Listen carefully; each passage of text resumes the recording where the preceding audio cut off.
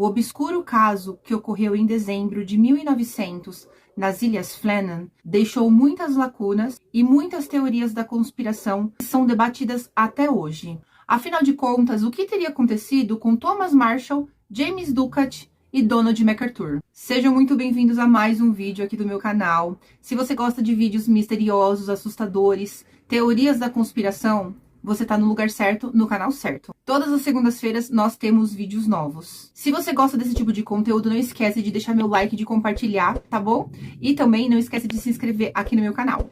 E também deixa aqui nos comentários qual que é o tipo de assunto que vocês querem ver aqui no meu canal. E eu escolhi esse caso de hoje, gente, porque eu acho esse um dos casos mais misteriosos da história. São 3 faroleiros, né, que sumiram misteriosamente, e até hoje, isso foi em 1900, e até hoje eles nunca foram encontrados. Agora, bora começar o nosso caso de hoje?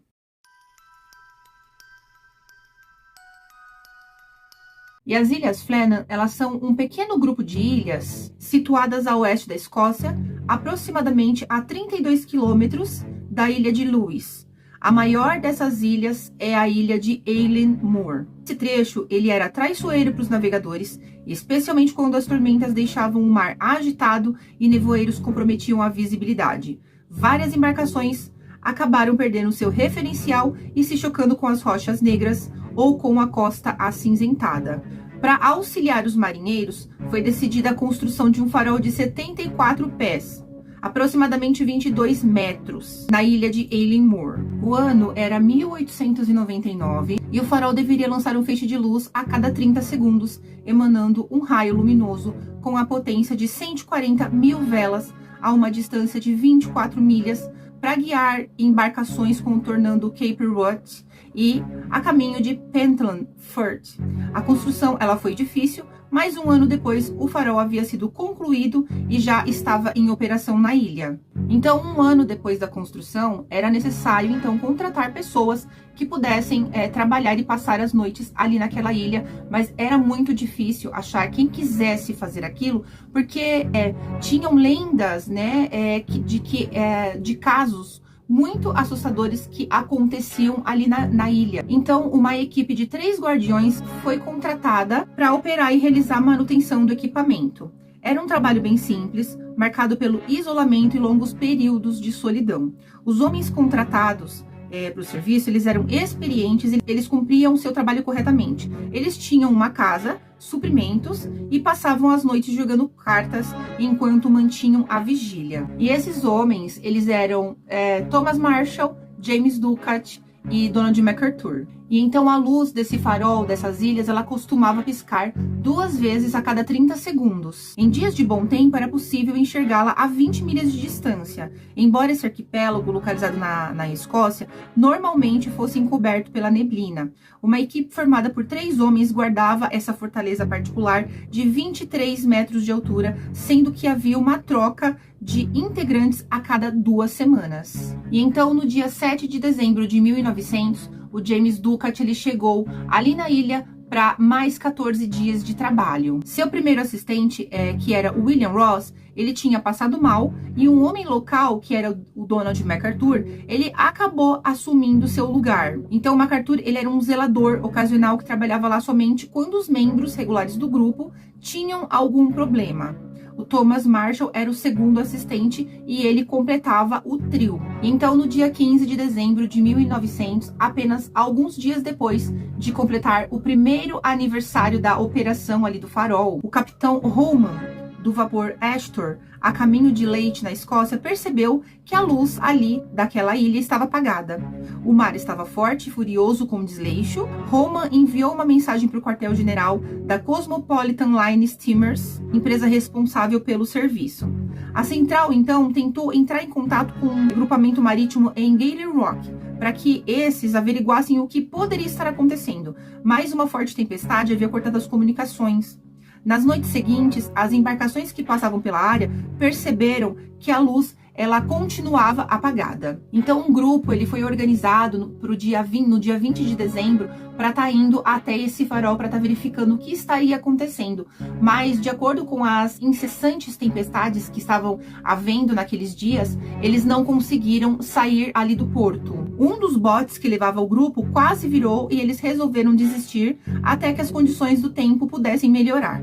Então, no dia 21 de dezembro, algumas pessoas disseram ter visto o farol se acender, mas por um curto espaço de tempo. Aparentemente, a equipe estava enfrentando algum problema com o funcionamento do equipamento. Então, no dia 26, logo após o Natal, a tripulação de um mercante passando perto da ilha soou uma buzina saudando o farol e, em seguida, disparou um sinalizador.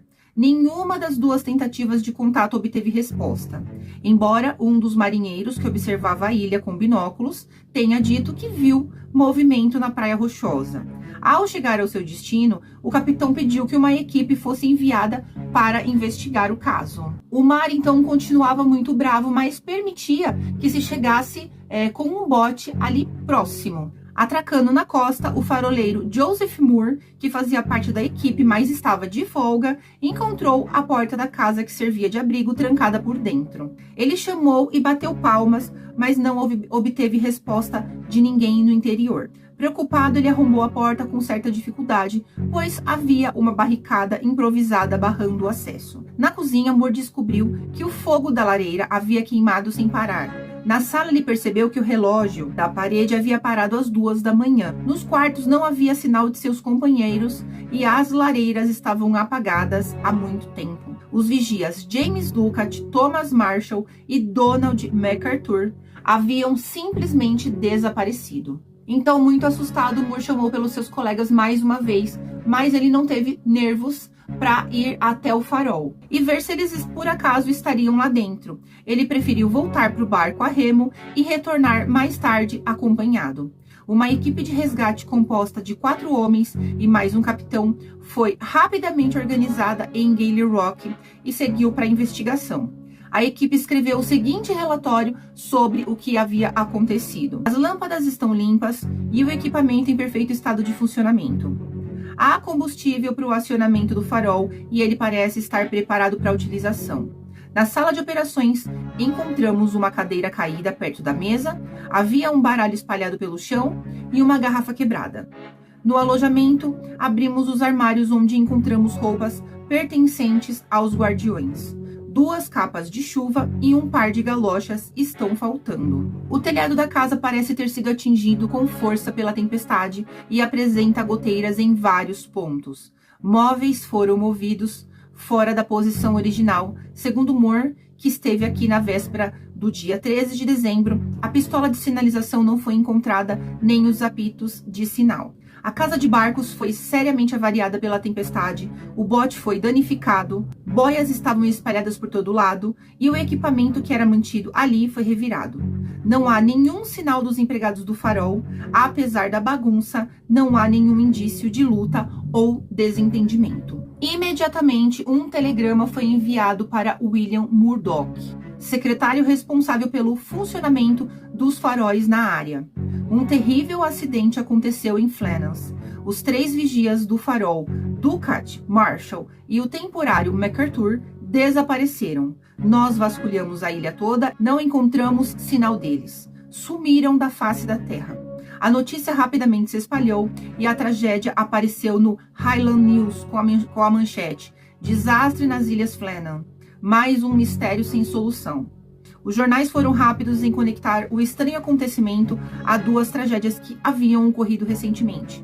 Em abril, um vigia havia escorregado nas escadas perto da casa de barcos e sofreu uma queda em que quebrou o pescoço. Em agosto, um barco a remos que se aproximava de Ellinmore virou e 4 homens se afogaram na água gelada. Mas aquela tragédia era muito pior, sobretudo, era muito mais bizarra, isso porque ninguém sabia o que teria acontecido ali.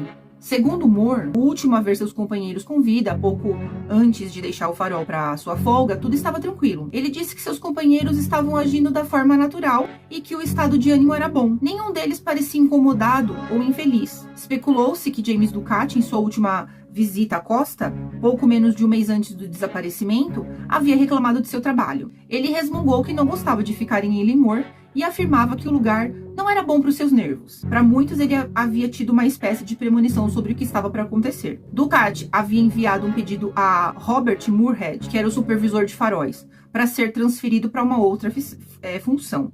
Moorhead ele insistiu, entretanto, para que o empregado continuasse na função, ao menos até o próximo ano, até que um substituto fosse providenciado. Para um vigia de farol, a vida tende a ser muito solitária e pacífica, mas para a equipe da Ilha Flannan, as coisas nunca foram muito tranquilas. Para sobreviver, eles tinham que lidar com um clima constantemente furioso, tempestades de vento cortante, e o frio absoluto eram seus companheiros habituais.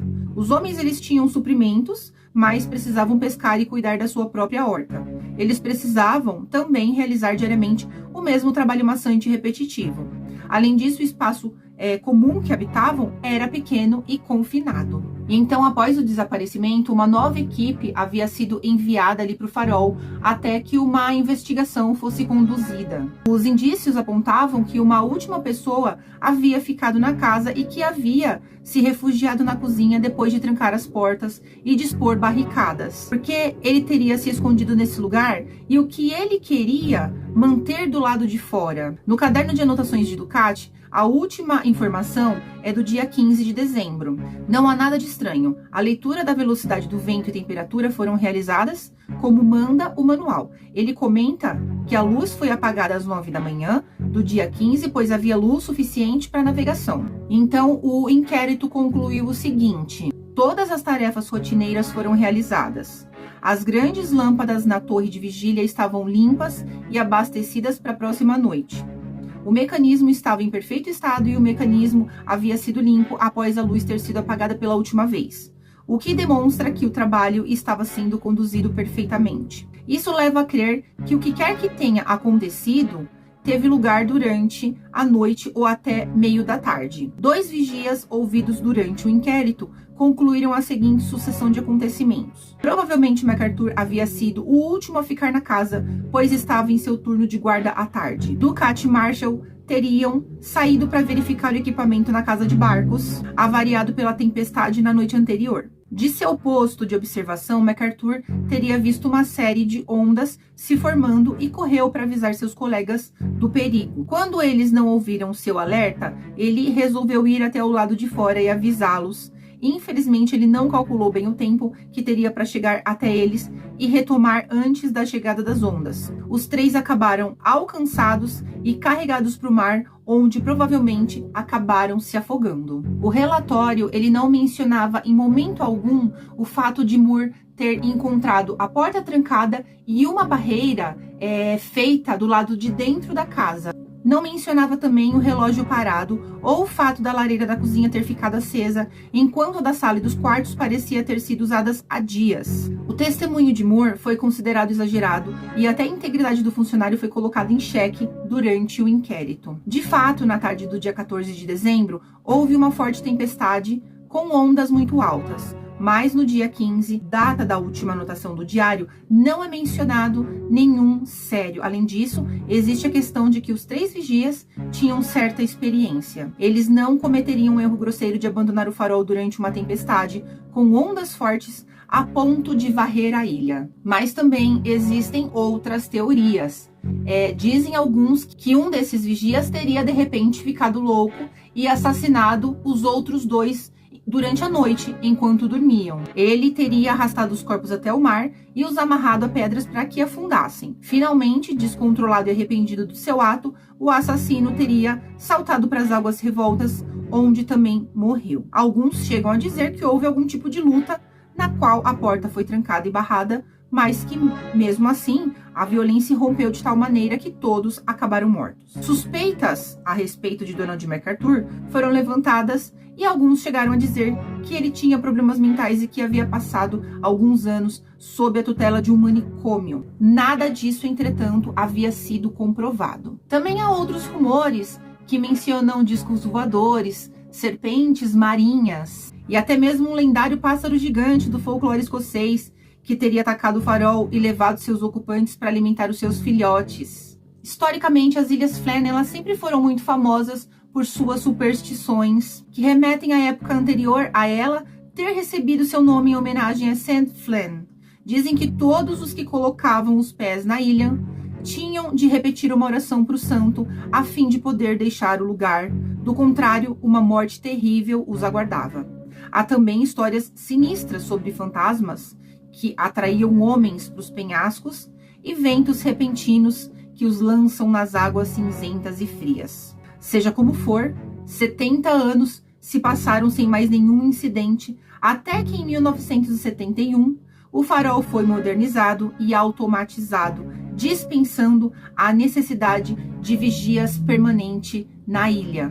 E hoje, o solitário farol de Eilean Mor continua a lançar a sua luz sobre o oceano, possivelmente buscando sinal dos vigias que continuam desaparecidos até hoje. E você, acredita em quê? E esse foi o caso de hoje. Eu espero que vocês tenham gostado. Então, gente, até a próxima segunda, até o próximo caso.